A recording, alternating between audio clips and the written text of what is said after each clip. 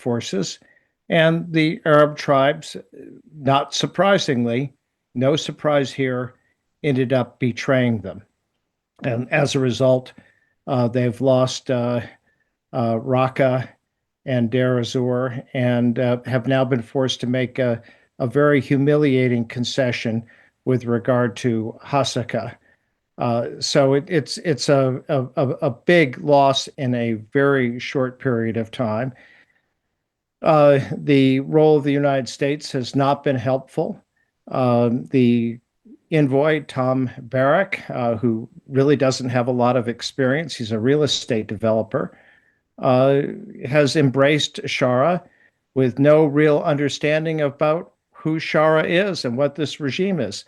This is a regime that has attacked the Alawites with thousands killed, attacked the Druze, again with thousands killed, and now have attacked the Kurds.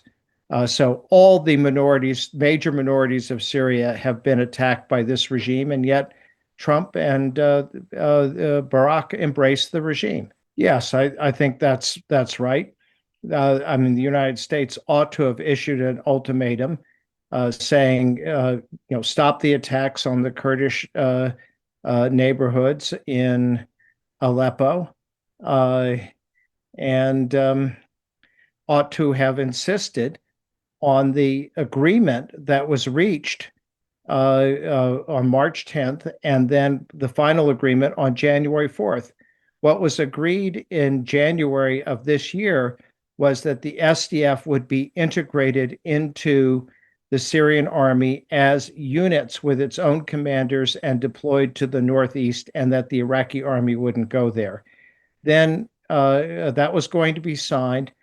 Shara then came up with some fake excuse as to why that wasn't signed, and then they launched the attack on the Kurds in Aleppo that have now swept across Syria and have left the Kurdish forces just in Kobani and Kamishli in that area. This apparently was really a big deception. Shara had agreed to this. The United States had brokered it. It was going to be a signing, and then instead of there being a signing, General Mazloum was supposed to go to Damascus. They put him off with some phony excuse, and instead launched these attacks. I mean, Shara reached out with a hand of friendship with one hand, and with the other hand, he held a knife and he stabbed Mazloum and the Syrian Kurds in the back. Well, the U.S. policy in Syria is for Tom Barrack, who probably himself decides the policy because there really isn't a professional review. The U.S. policy in Syria is to give Shara whatever he wants. And Tom Barrack played a big role in negotiating this last agreement, which is basically an agreement under which the Syrian Kurds surrender, in which the SDF surrenders. It agrees to give up control of all three of the provinces that it controls. And instead of being integrated into the Syrian army as units, it's being integrated individually, which means that basically it's not integrated at all. And there's no word in this agreement about the future constitution of Syria will be written. Well, that's exactly what did happen. And I think the Kurds have a long enough history of being betrayed by the United States, going back to Henry Kissinger in 1975, George Bush Sr. in 1991, Donald Trump in 2017 after the referendum, and Donald Trump again in 2019 for the Syrian Kurds. I mean, this has been the behavior of the United States, unfortunately, or at least of the Republican presidents. So that's not new. Oh, I'd be interested in what he has to say. Yes, they did. Of course, one has to remember it was the Kurds who were being attacked by ISIS, and it was the United States and the allies that came and helped the Kurds fight ISIS. But it was the Kurds who were the initially attacked, and they were the ones that the world came to help them. They fought heroically. and they deserve better than what has happened.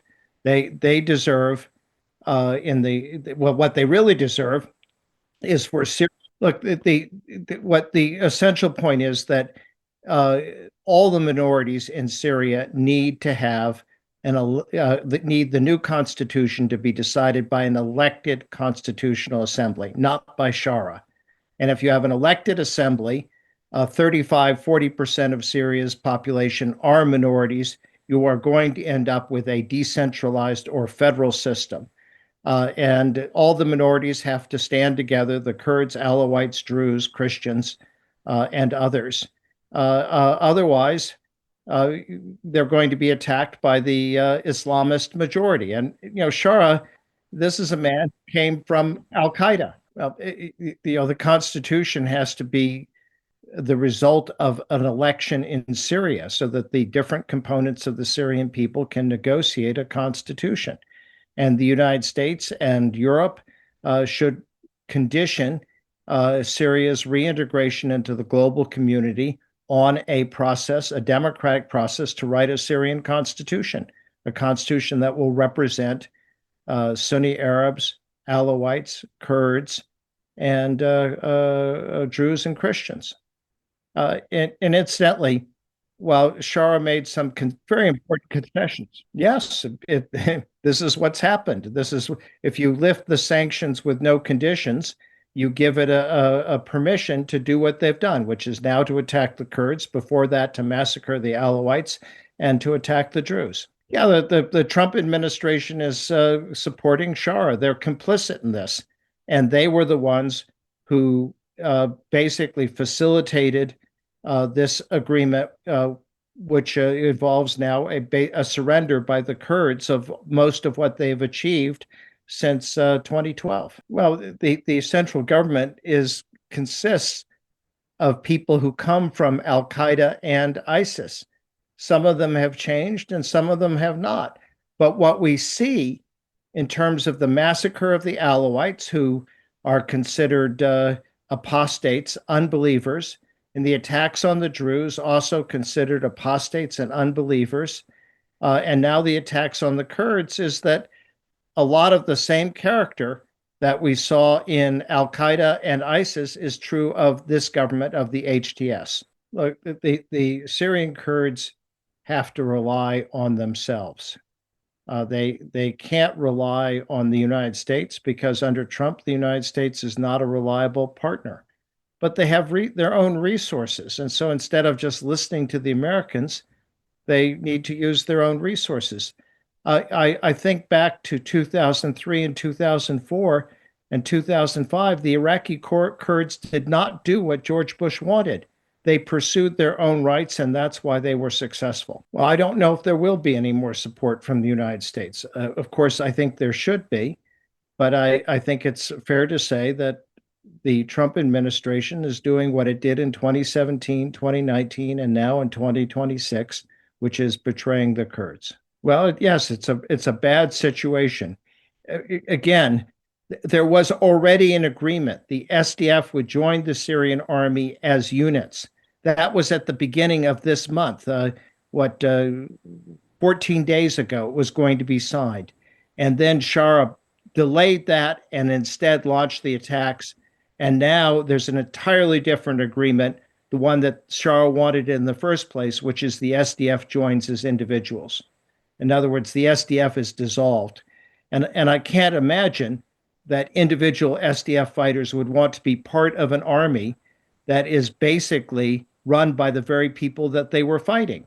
Remember, Shara and the HDS are terrorists. They were people. Shara had a $10 million bounty on his head from the United States. These were the people that the SDF was fighting. So why would they want to join this Syrian army led by this regime, which is as individuals? The only way they join is they keep their units and they can protect the Northeast. That was the agreement 2 weeks ago. Yeah, first, of course, I do not represent the United States. I'm very critical of United States policy. So if you want to get an answer from the Trump administration, you have to ask them, not me. my judgment, my opinion is that they don't understand Shara. They don't understand who he is, who the background is, that Trump wanted to please Mohammed bin Salman, the ruler of Saudi Arabia, and that's why they've embraced Shara. But it's out of ignorance, not out of an understanding of the situation. Well, you have to remember that the Bush administration wanted a centralized Iraq. They wanted they wanted to get rid of the Kurdistan region, instead have 18 governorates and almost all the power in Baghdad. Well, Tom Barak and Donald Trump have the same approach to Syria: concentrate all the power in Damascus. Barak has said the Middle East, federalism has never worked in the Middle East, which is an absurd statement because actually its centralized governments haven't worked in the Middle East. I mean, it was a centralized government that brought 80 years of misery to Iraq, the Iran-Iraq war, the invasion of Kuwait, the genocide against the Kurds. And it was the centralized government in Syria that basically brought so much damage to Syria. But, the United States is making the same mistake again, now supporting a centralized Syria. Good to be with you. Thank you. You too.